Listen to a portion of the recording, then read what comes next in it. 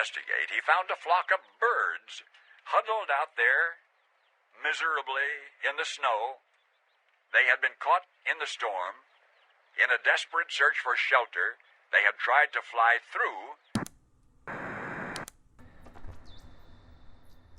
Mayfield and Belov presents Camp Here and There. Episode 27, The Clock of Meantime.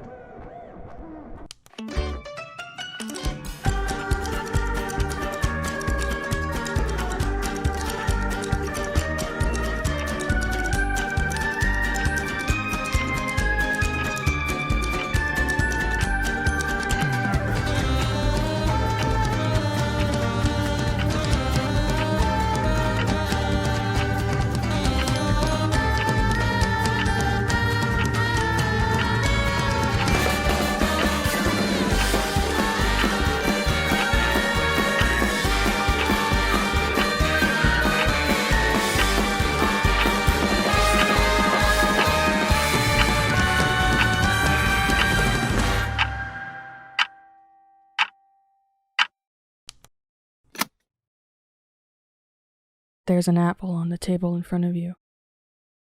Bring your hand close, but don't touch. Do you feel the tangle of the blood gathering in your fingertips? The bridge of electricity connecting them to the surface of the object? Is your hand heavy? The truth is that it longs to make contact. It can't tolerate the precipice you've set it on. It wants to jump. Gravity works harder on an empty hand. A hand left empty quickly loses its senses of self. Have you ever woken from a deep sleep and found yourself unable to make a fist? Somewhere between your brain and your fingers, the signal is lost. Your hand isn't listening. It forgot itself. I can't make a fist. My fingers won't curl in far enough. I'm out of luck if I need to punch something. I don't know if I'm just weak, or if my hands have been left empty for too long. I think it's the second one, because I can still reach out. It's all I do. My fingers stretching and twisting and impotently flexing, brushing against the skin of the apple on the table, snatching at comfort but never closing around it. My brain sends the signals, screams, then screams, grab it! But my hand isn't listening. It's forgotten how. Grabbing, reaching, stretching, pointing, moving, ticking. 2 hands per person, 2 hands per clock. Now there's a pair of hands that are never empty. They carry knowledge. The sky is spinning. Do you see it too? Swirling clouds and technicolors, a whirlpool of stars. The air rushes through me, churns my blood. My desk falls from the ceiling, smashing the light fixture on the floor. Try not to think about it. Keep your heads down. Spin, blink, spin. It's over. But this is worse. Before I was dizzy from the motion, now I'm dizzy with fear. I hate the quiet, I hate the calm.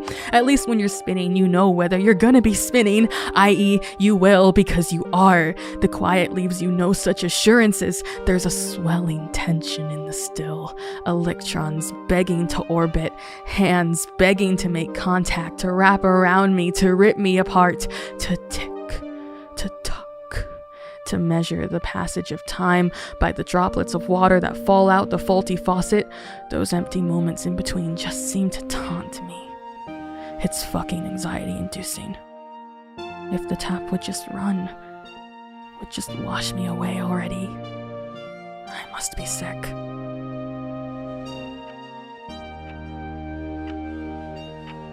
There's a clock on the table in Jediah's office. It's hewn of pale green quartz, lightning struck with veins of gray and hugged on each side by petrified wings.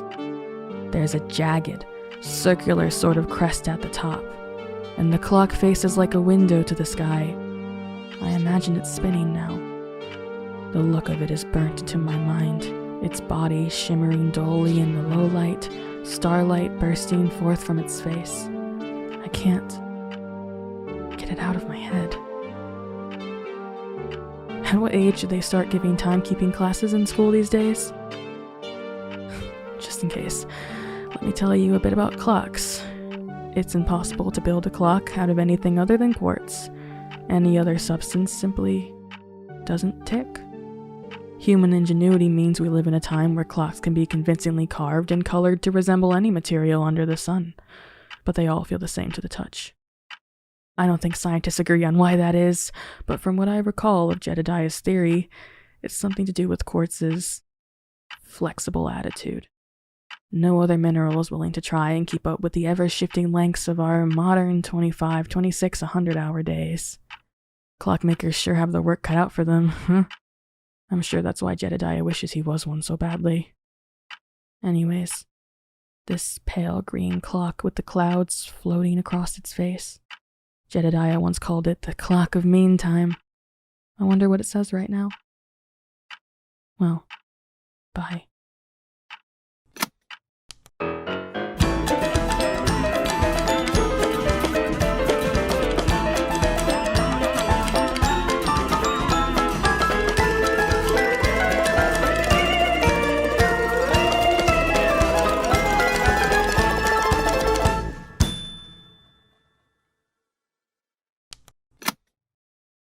Jediah told me once about how he got it. The clock of meantime, that is. It was a dull, menial night about a year ago. We were sitting together in his office, chatting warmly and sharing a cup of hot milk. I remember the way Jediah's office smelled, like wood dust, papers, and extra-strength antiperspirant. I loved these nights. Generally, on nights like these, he'd be pretty quiet and rub my shoulders, while I would run on about the events of the day or my newest record-setting gardening accomplishments or my arts and crafts projects. But nearing midnight on this night, he curled his fingers around my wrist and murmured this story. All the while I lived in his voice, staring at the hands of the clock and the starlight they held, letting his tired murmur massage the wrinkles in my brain. I remember every word. Do you want to know how I got that one? He'd said. Oh yes, I nodded. The only times I ever really get to hear Jediah talk is when he volunteers to tell me a story, or asks if I want to hear about something he finds interesting. In this case, it was both. It was rare Jediah would ever confide things in me. I was always immensely grateful when he'd start talking. I remember every word. It was 2 years ago, he'd said. It was back when I thought I'd never see you again. I'm floating through my existence. No anchor. My hands empty, my fingers limp. The days blend together like gummy bears left in a hot car. Just a sticky, sickly sweet chunk. I stuff it into my mouth all at once just to get it over with, and it makes me sick. I'm in a wheat field with a man to my left. He's big, slightly taller than average, a little more so wider than average, but strong. He's buried in trench coats and scarves and the smoke from his pipe, but you can tell he's strong by looking at his hands and his eyes. Fist-forming hands. Railroad uprooting eyes. I don't know who he is, but he acts like an old friend. Beautiful sunrise, he remarks. There is no sun, though. The sky is just cracked, like a clock on the floor. I try to remember how long I've been sitting here in the shadow of the fractured moon, but all I can think about is the railroad. It cuts through the crops, weaving and winding in and out of sheaths of wheat. The same day train has been rushing by for hours now, ringing and rattling in the fuzzy night. I try to count the train cars. I lose track.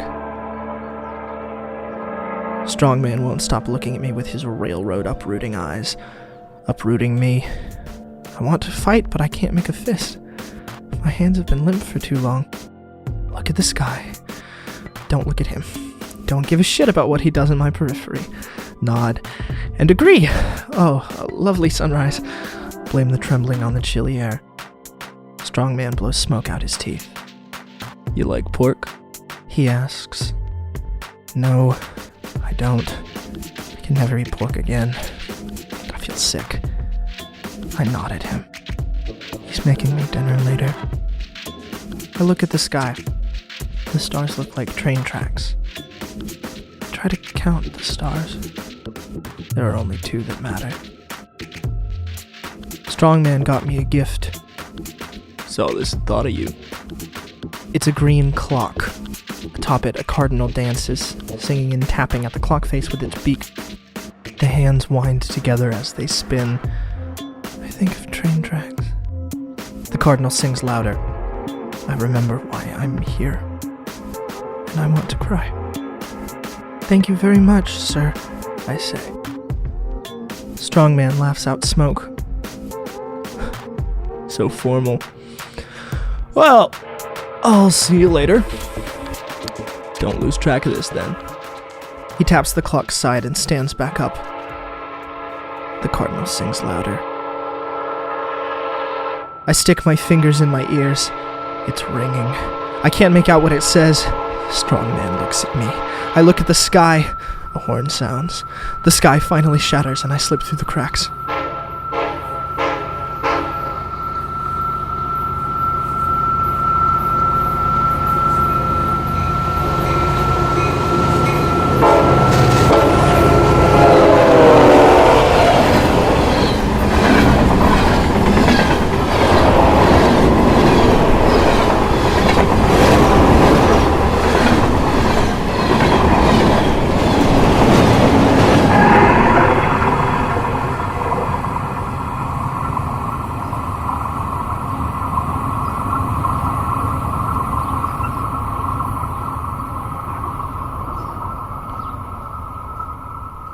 Next thing I knew, Jediah tells me.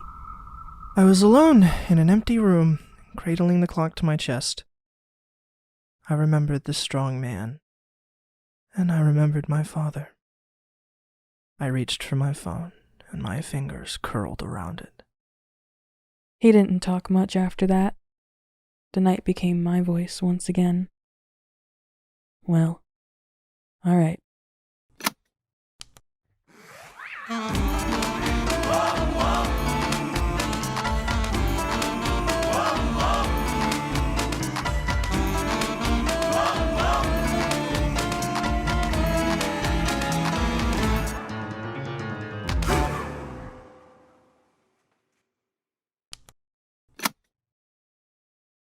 Want to know what it does? It counts down the time remaining until the next big event. Jediah told me. There's little to parse from that. The next event relative to whom? I never know. It could be me. It could be you. It could be I don't know. I feel like I could if I just focused. I used to be so good at reading clocks. But it's always counting down, Sydney. I remember when I got back home, Sydney. I remember my father's strong hands folded across his stomach. I wanted to think he was sleeping, but he was so cold. His skin felt just like... There were more stars in the sky than I remembered, and my mouth tasted like copper rails. I'd given him sips of my story like pokeweed juice. I knew it. I knew it. And that goddamn clock was ringing. Maybe if I'd have been able to read it, but I can't. I still can't read it. I hear the way it whispers to me. It's taunting me, Sydney. I sit next to him for hours, frozen, just like with you. There were more bushes in the front yard than I remembered. I heard sounds coming from the abandoned train track, and I hear the clocks whisper. Everything was wrong. I got it wrong.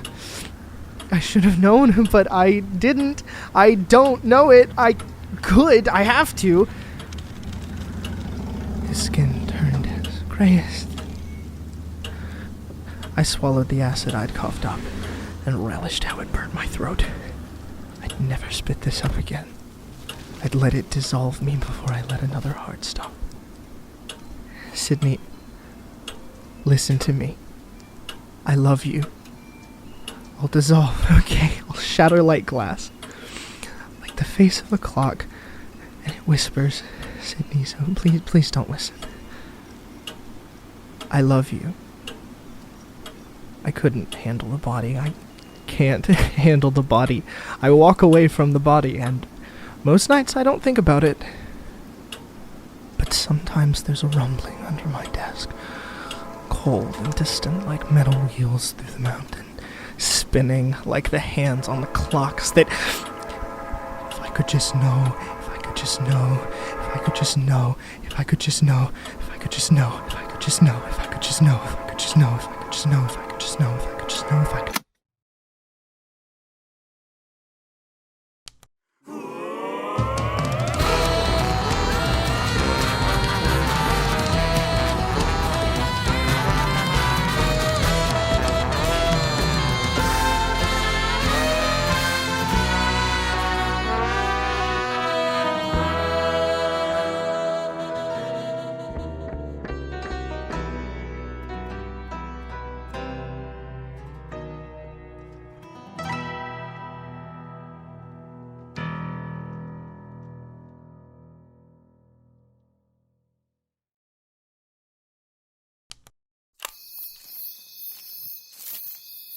There you are, darling. Kept me waiting. Behind the trees now, behind the trees. When would anyone seeing us now? Nobody's gonna see us, Elijah. It's like 3 a.m. You never know, honeypot. You never know. Your co-nurse and your camp director, I never catch them sleeping, and they're the last people we'd want on your case right now. But I digress. Have you brought the texts? Right. About that. Jediah caught me in the act. Oh, dear. He got mad. Really mad. It hurt. The way he talked is haunting. Oh, sweetheart. Oh, pumpkin, don't fret so. All is never lost. Not for you. Not for one so loved by the world. By me. If you stumble, there will always be a tree to lean against. If you fall, the soft soil of the earth will catch you. You are always fine. You can stand up, dust yourself off, and get back to walking. So that's what you've got to do. For now, don't worry about what that man thinks. A foolish clockmaker who can't comprehend his own words doesn't deserve your fret. No, he moved the journals to a secret location. I can't just go grab them now. I have no idea where they are. And wherever they are, Jediah is probably going to be standing guard. Aren't you an oracle? The smoke gives you knowledge of the sort which the clocks pointedly refuse to give me. It doesn't work that way. The smoke, it just kind of carries knowledge in it, so that when it wafts through me, so does the knowledge. But it's incidental, passive data about the world around me. I can't just get any answer I want, and I definitely can't use it to ferret out information that's hidden from me. But you're you. You can figure it out, I'm sure. You're sure? I have faith in you, dear. Feed off of that, and have a little faith in yourself. All right. Hey, where are you going already? Hey, come back! Ta-ta!